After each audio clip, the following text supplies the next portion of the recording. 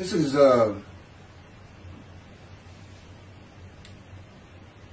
three different stories from the book God commanded and directed how I type it. Every word is His, every sentence, every page, every chapter, well, there's two books, both books. It's all His. And He taught me the material first. He always made it difficult, but He also always made me feel like I was a part of it, an actual writer. Even though it was all coming from Him at His command and direction. Orthodox Judaism, they like to say God dictated the Torah to Moses. I wouldn't call it what He does with me straight dictation, but it's definitely at His command and direction and a good bit of His dictation. But the first thing I want to address is the prophet like Moses. Now again, God comes from Adam, and of the peoples none are with Him. The peoples, that's the Jewish people. Who is His representation then? It has to be a Gentile. And He's coming from, Adam is considered, it was in Gentile lands. It's where it would fall within Jordan today, if it was still in existence. Coming from Adam, he's coming from Gentile lands, and Adam is associated with Christianity because of Rome. And Edomites, are descendants of Esau, the brother of Jacob, who became Israel, because all he did was marry non-Israeli women. And so all of his children were Gentiles. This is, I didn't, well, there's some, any events from Exodus, I'm pretty sure. The Lord your God will raise up for you a prophet from among the people, like myself. Him you shall heed. This is just what you asked of the Lord your God at Horeb on the day of the assembly, saying, let me not hear the voice of the Lord my God any longer, or see the wondrous fire any more, lest I die. Whereupon the Lord said to me, and this is, He's talking to me as Moses, they have done well in speaking thus. I will raise up a prophet for them from among their own people, like yourself. I will put my words in his mouth, and he will speak to them all that I command him. Just real quick, I will put my words in his mouth. He's not talking about teaching him what to go say, per se. When you are a man in divine beings, as Moses is, which I can point out in several different places, because anytime God comes to you, the angel of His presence, the Holy Spirit, who is a person, in a divine being, is with him. Angel of His presence, His Spirit. My Spirit's always with me and within me. I guess my Spirit's in me and I'm in my Spirit, encased in this body. God says, because I saw that too, when He was first teaching me Torah, and I said, well, you keep calling me the prophet like Moses. I said, I know, I speak to you face to face. We talk friend to friend, just like him and Moses. And I have written 2 books for you. We just went over this again for this video. And I wrote the 2 books for you. So, there's no question I'm doing the things that Moses did. But I'm not Jewish. I am his representation from Gentile lands. And again, none of his people are with him. None of the chosen. None of the Jews. So, clearly had to be a Gentile. It's not the first time there's been a Gentile Moshiach. So was Cyrus of Persia. Elijah is a Gentile. He's a Tishbite, an inhabitant of Ramoth Gilead. Ramoth Gilead is above Edom, but it's still east of the River Jordan. It would be in the country Jordan today. and it was Arab and Assyrian lands. They were always fighting over it. Apparently quite beautiful. But he's an inhabitant, and you didn't do that back then. You didn't find any Israelites going and living amongst Arabs or Assyrians unless you wanted to be a slave. It just didn't, or dead. It just didn't happen. He's an inhabitant, and God makes that clear. He keeps calling him the Tishbite. And there's no clan of Tishbites in any of the tribes that you can find. Now, I'll grant you this. Not every tribe has a genealogical record. In Chronicles, of course, we have a lot from Kings 1 and 2, Samuel 1 and 2, and in Samuel with the kings of Judah, but no clan called Tishbite. It's just not there. And this guy just telling you, what do you think? Well, he's a Gentile. And as a matter of fact, when God takes him up in the chariots of God to heaven, and his body disappears, he had crossed over the Jordan. He was on the east side of it. So he was in where, again, the country Jordan is today. He was taken up in Gentile lands. And he was a Gentile. And I am also handling all of his tasks. I am considered Elijah. God has taught me everything of heaven you could possibly want to know or need to know or could understand in vision and by his words and in his power. I am Elijah, who really, since if I don't get done what I'm supposed to get done, primarily clear the way for the Lord and be his messenger of the new covenant and recounsel the sons to the Father and the fathers to the sons by being mindful of God's laws that he gave Moses at Horeb. In other words, make them righteous. Same purpose as Isaiah 53, where it says, for a purpose of God that might prosper. Well, it doesn't tell us in Isaiah 53 what the purpose is.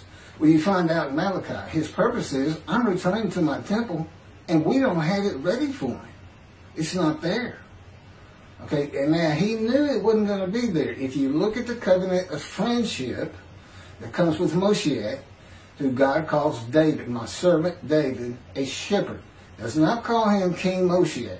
Does not say there'll be a kingdom established. Does not say he'll rule basically the world or all the Middle East. There's nothing in there. He's just a shepherd, and he's appointed all other shepherds, rabbis, are dismissed, and I am the only one he recognizes as Moshiach, as a shepherd.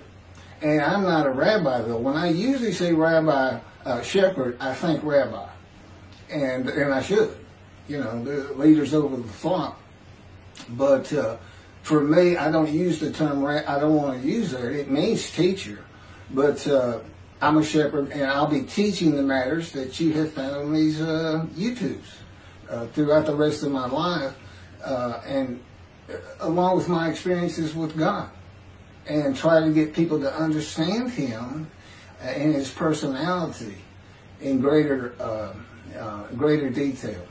Because I mentioned this before, the first people to read his writings, or to hear it read to them more likely, was in antiquity.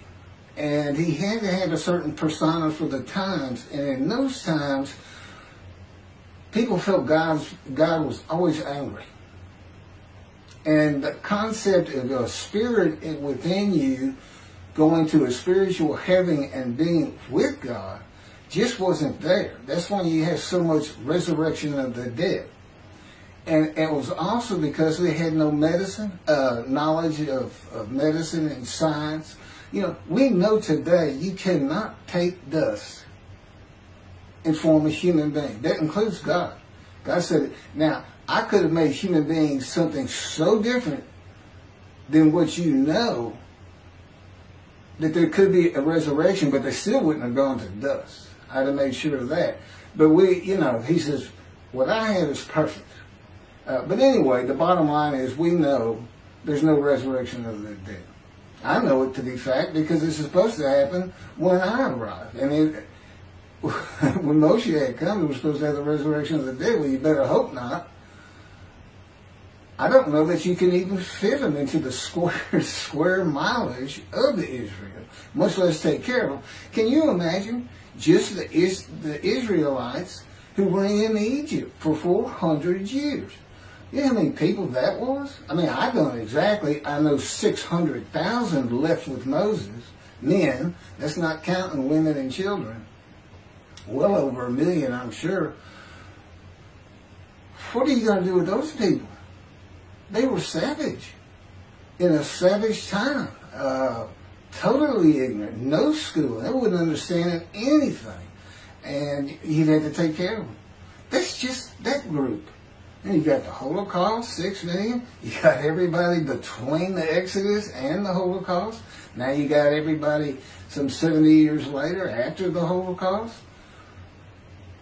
You know, and scientifically and medicine, everything, we know it can't be done. It's not going to be done. But anyway, prophet like Moses, I'm a Gentile. But what Gentile?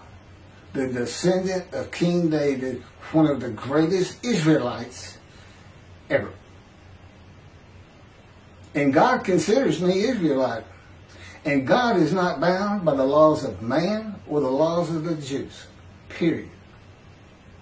He said, that's for y'all. I'm not bound by anything. I am God. That's how he sees things. God. If I say you're an Israelite, is it any different than I had it written that you are now Abram the Hebrew? Well, he wasn't a Hebrew, but I decided he was. I'm God. Mordecai the Jew. Well, he wasn't a Jew beforehand. God just said, Mordecai the Jew. Now he's a Jew. Which I've noted, you know, the name Jew comes up. It has nothing to do with Judah. Nothing to do with Judah. It comes up in the exile, and it was in Persia. And if anything, this is how God tells it to me. He didn't give me an absolute answer, but it's a dilution of the Hebrew blood because of intermarrying that was going on during the exile. I don't know if that's between just tribes or tribes and Assyrians, Persians, whoever. But in any event, Jude comes more from Hebrew than anywhere. They both end in EW. And those are the words God wanted. And he said, these words will identify my people forever. And they have. So, I'm Israelite. I'm definitely not Jewish, but I'm descendant of King David. And that, nobody can have a genealogical record of that. It's because the Spirit of God lit upon me and entered into me, and God is in His Spirit. So when you see the Spirit of God lights upon somebody, and we learn this in Ezekiel, and particularly the concept God is in him, but although it shows up in 2 or 3 other places, why didn't God have it written that way? Spirit of God lights upon the twig of the shoot that grows from the stump of Jesse.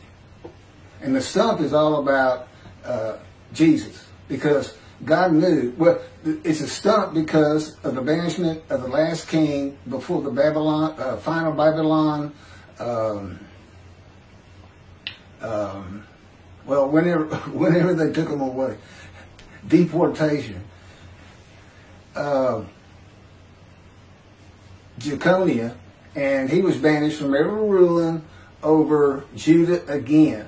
And of course, all the kings sat in Benjamin. The lands of Benjamin, which are kind of a divide between Judah, the kingdom of Judah, the kingdom of Israel, sometimes called Samaria. It's a divide, but Benjamin is considered part of Judah because that's where the kings rule from. But God made it the stump. He knew the Christians were going to use the line of the kings of Judah to get to Jesus. And I don't know if he actually knew the name would be Jesus. As a matter of fact, it's supposed to be Emmanuel. If they had followed the prophecy, they say prophecy satisfied, and they shall call him Emmanuel, which means God with us, and then they name him Jesus. So I don't know. You can't make heads or tails of that religion. Other than it's nothing but a human sacrifice cult, if you want to sum it up, of a mythical man named Jesus, a mythical man. And I've got well, God put forth an argument. This is the only place in the entire book that's not outright backed up by Scripture. A statement such as that he never existed. That he's just a story that started 100 years before the Gospels say he was born. Okay, I'm supposed to move on. I guess I am taking too long.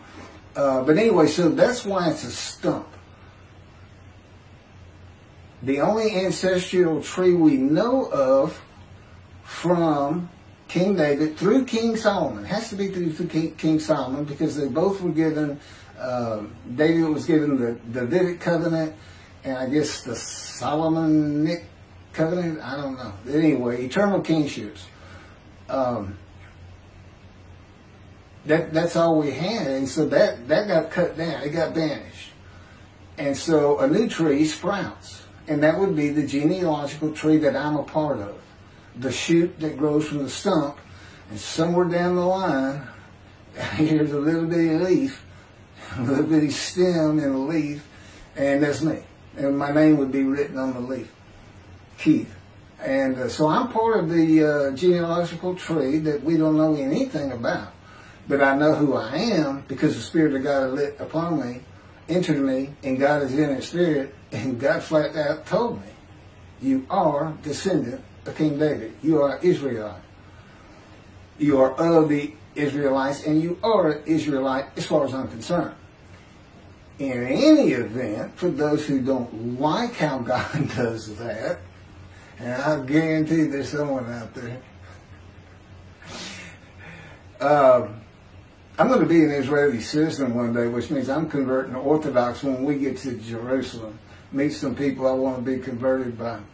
I started the conversion process here at a conservative synagogue, the largest conservative synagogue, or one of, in the world. Great people, but it was God wanted me to experience. Oh, by the way, I didn't tell anybody who I was. I didn't say anything. I didn't walk in and say, hey, I'm Moshe. I mean, it's hard enough doing it long distance with these videos. We didn't say anything, but I went through the high holidays. I learned a lot. I got to know the people. It was an incredibly great experience, and I'm glad I went through it, but maybe midway through, my father had a heart attack, and he went through a quad bypass, and actually survived. I still live with him today. Take care of him and my mom in return for room and board, because God had me stop working 13 years ago. And fortunately, I finally started getting some Social Security money here recently on an early filing at 63, just turned 64. But so I'm going to be converting, and I learned that means I have been a Jew since birth. So that's going to take care of the whole issue. So picking up,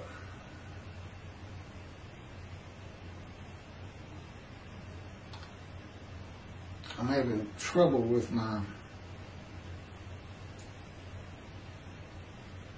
okay, I'm going to have to take a break and get this fixed, because I can't go on.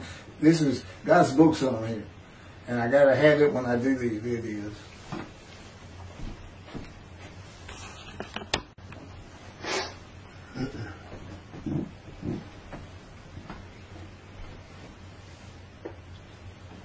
Okay, I got that fixed. As I mentioned, Moses is a man of divine beings. And why is that? Because he hears God talking to him. Ezekiel, I can't give you the chapter and verse. In Ezekiel, God tells him Ezekiel, or old mortal, I'm not sure which, I think he said Ezekiel, stand up upon your feet. And actually, that happens more than one time. Ezekiel, stand up upon your feet. I've got a side note on that in just a moment. Ezekiel says, at that moment, a spirit entered into me, and I could hear his words. Couldn't hear his words until the spirit entered into him. God is in his spirit. So, if God is talking to Moses, and we already know wherever God's presence is, the angel of his presence, the Holy Spirit is. So immediately, we know that the Spirit has entered Moses, and God is in his Spirit, and Moses can hear his words. So he's a man of divine things, which is a host of the Lord's host, according to 3 verses out of Joshua that concern the captain of the Lord's host, who's a harbinger of me. In those 3 verses, you find out he's a man in divine beings. Clearly, he's the captain of the Lord's host. He's a host. And that's where we learn it. And a harbinger, because it is made clear he's a Gentile. It's clear he's a Gentile. And what does he say? What does he say? Now I have come. And we never see him again. That's it. He's a sign, he's a harbinger of something to come. And that's Moshe. Man in divine beings, that's me. So, and a Gentile, as of today. And an Israelite. But in any event, I'm going to convert Orthodox. Okay, this is, I have 3 short stories that God dictated that I'm going to go over, and you need to hear that backdrop about Moses. This is called Moses and the Angel. Moses tells the Israelites, this is from Exodus chapter 23, verses 20 and 22. And by the way, when I was talking about the prophet like Moses, I said what I had was coming from Exodus. I'm not sure about that at all. It may be the last book of the Torah. I'm not sure. Moses tells the Israelites that God is here in order to test you, and in order that the fear of him may be ever with you. And well, it should. God had Moses set a rule before the Israelites regarding the angel he sent to guard them on the way, and to bring them to the place that he had made ready. That's the angel of his presence. I am sending an angel before you to guard you on the way and to bring you to the place that I have made ready. Pay heed to him and obey him. Do not defy him, for he will not pardon your offenses, since my name, which is Hashem, God, since my name is in him. I think it's actually the name for Hashem. But anyway, that's what he's saying. I am in him. But if you obey him and do all that I say, obey him, do all that I say. He's not saying to do everything the angel says. It's because they're like this. They're right together. I will be an enemy to your enemies and a foe to your foes. God had Moses set a rule before the Israelites regarding the angel he sent to guard them on the way and to bring them to the place he made ready. There are no orders, instructions, rules, or commandments between an angel and Moses or an angel and the Israelites.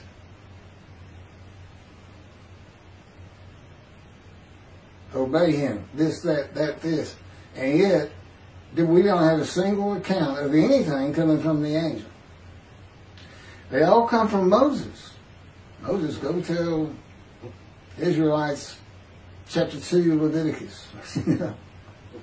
They all come from Moses, who receives them from God. This angel is in Moses. Moses is a man with divine beings who is a messenger of God's laws. The divine beings are God and the angel of his presence, the Holy Spirit. A man with divine beings is a host of the Lord's host. The descendant of King David that the Spirit of God alights upon is a host of the Lord's host. One God, one angel, and one man.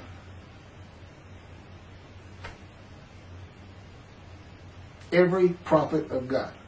Every prophet of God, because he speaks to his prophets. And if he does, the Spirit enters into them, who is also the angel. You can also, I have a much better chapter that God tells me that was set up for me to teach from. And that's Zechariah chapter 1. And you might recall the phrase, a man standing in the myrtles. Okay? That man standing in the myrtles, actually sitting on a horse standing in the myrtles, becomes the angel of the Lord in the myrtles when you read it closely. And I have a YouTube video on it, and of course it's in the book. And it has to do with a question. Rashi says, we can't figure this out.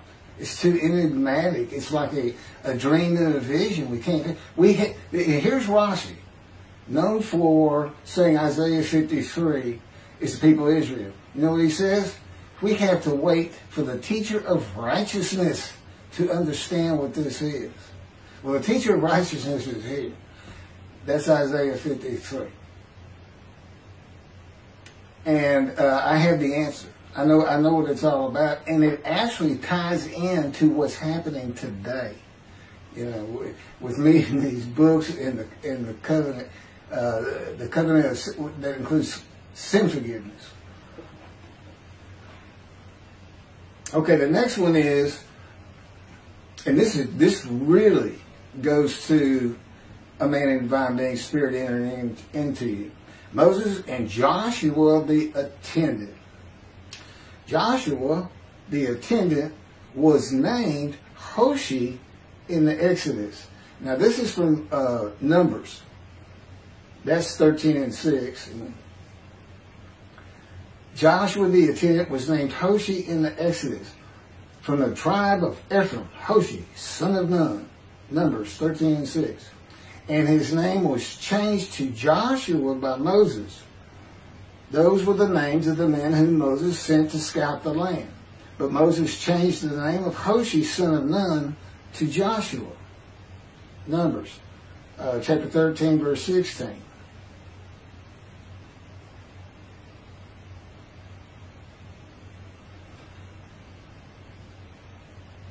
Okay, but here's what's interesting. He's calling him Joshua long before that. He's being called that in the Exodus. Okay, but his name's Hoshi. And he doesn't become Joshua until much later. But in this rendition, you're going to see his name's Joshua. It's supposed to, I think that's supposed to kind of cue you in to think about this. Why is that? On the first ascent of Moses, you know, I don't have the chapters and verses. Well, I'm sure y'all are more familiar with it than I am. We don't do much Torah. God says, my people have just about minced it down to nothing. He said, all the good stuff I hid from them, I pointed out to you. It's just like angel of his presence, Holy Spirit. One time he mentions it in Isaiah 63. Not supposed to find it. And then you have the captain of the Lord's host. 3 short verses in Joshua. You know, it's my proof. And I just posted another video regarding Moses. I had found it. I did it a long time ago. Found it this morning before I did this one. And it has to do with the proofs that he took to Egypt to convince 600,000 Israelite slaves to follow him to the promised land. He didn't have much. He didn't have what I had. And it took him one morning. I've had this for years. Okay, so on the first ascent of Moses to the mountain for 40 days and nights in return with the 10 commandments, his attendant Joshua was with him. Joshua made the ascent with him. After Moses descended and would enter the tent of meeting, the Lord would speak to Moses face to face as one man speaks to another. That's when he directs your attention to a place in the tent. And you know, okay, this is where I'm to communicate with him. And it makes it better because it's just like there's an invisible man there, invisible person. And it's better than like I just feel like I'm talking out into the air or something.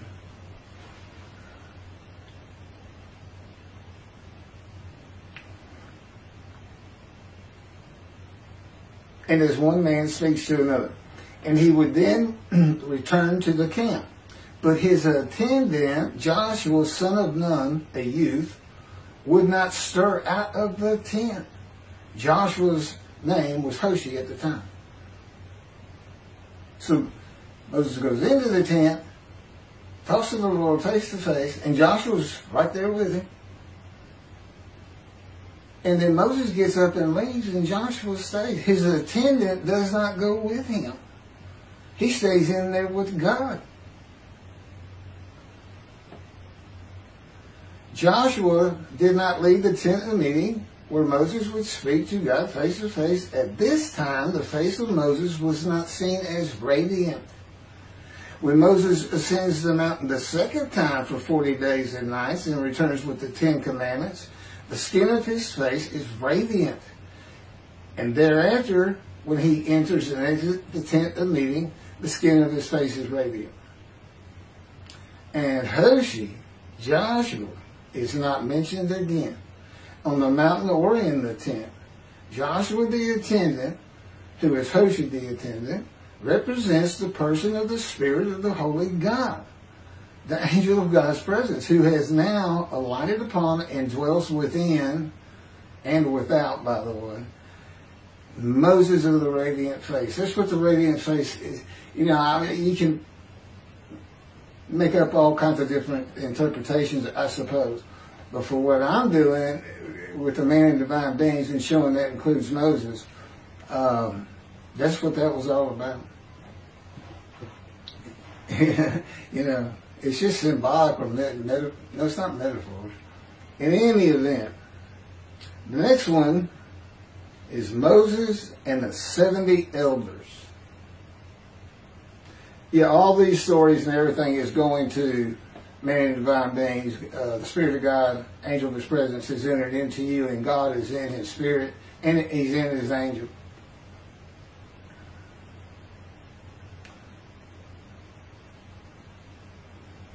This is Numbers chapter 11, verse 17. God tells Moses, I will draw upon the spirit that is on you, and put it upon them. They shall share the burden of the people with you, and you shall not bear it alone. And then God drew upon the spirit that was on him and put it upon the 70 elders. And when the Spirit rested upon them, they spoke in ecstasy, but did not continue. That's Numbers chapter 11, verse 25. And Moses said of the 2 elders who were acting the prophet in the camp, speaking in ecstasy, as the Spirit rested on them, would that all the Lord's people were prophets, that the Lord put his Spirit upon them. You do become a prophet. Because if his Spirit alights upon you, which is an anointment, by the way, God's in him.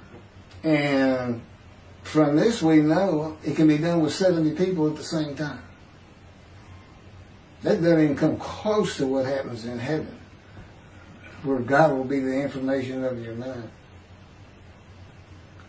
And Moses said to the 2 elders who were acting the prophets in the camp, covered that. That was Numbers chapter 11, verse 25. Okay.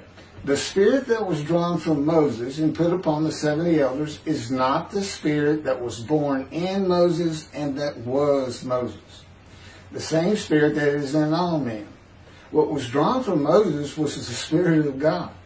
And the Spirit of God is a person. The first person created by God. The 70 elders had become hosts of the Lord's host, men and divine beings, with the purpose of God that they share the burden of the people with Moses. When each heard the angelic voice of the Spirit of God speak to them, within them or without them, it can be as though just to your mind, from within. Most often, it's from without me. In other words, it's like a great cloud. I tried to explain this before. That descends upon you. Okay, so wherever I go, this great cloud is, this presence that we can't see. God's presence and the presence of the angel. If I were in a room and 20 people were seated, that presence would surround them. Like a cloud would descend upon you right now. It would just surround you. It wouldn't penetrate your skin. That's the difference with me. It flows through me. It's as though my skin and bones and body, it goes straight to my spirit. My spirit is jumbled up in those, God, angel, me. Of course, my spirit is the same as the Spirit of God as far as the elements that it is comprised of. But I'm still I'm still Keith. I'm not three people or anything. It feels like it sometimes. It's certainly not any kind of a Trinity. God is God. It's just the composition of the unseen, the heavenly realm of God, if you will. That's just, that's how it's done. And this is how it communicates to the world. And the Jewish people in Judaism don't know this. It's another proof of mine. And I can back it up with these little things, these little stories here and there. I backed up my commentary on Isaiah 53 with Ezekiel. Nobody's ever done that. But it fits perfect. You can't deny it. Explains what all those words are. He was wounded for our sins. What does that mean? We're not supposed to have vicarious suffering in Judaism. It's all explained. It's not a problem. Oh, and the angelic voice of the Spirit of God. God's voice is just like an adult. But the angel, they like me to say he sounds like a 5-year-old. Just a young person. But to me, it's more like eternal cartoons and listen to one of those voices, and they're just different from a 5-year-old. To me, that's too human. And he's not human by any stretch of the imagination. But he has an angelic voice, and it sounds, it's wonderful to hear. I mean, he's my best friend in the world. I don't have any other friends. I've been taken from society and the world for 13 years now. But, he's my best friend, and God's my master, and I'm his servant. He's my king, and I'm a serf out in the kingdom, the realm.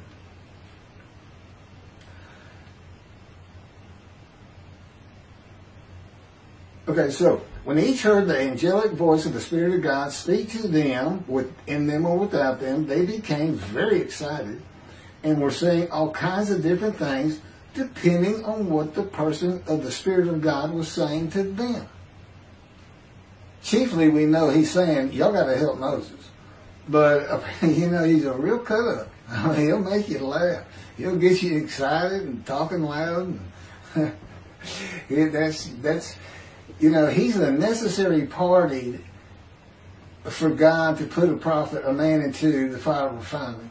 Believe me, you need him there. It's like good cop, bad cop. That's what it's like.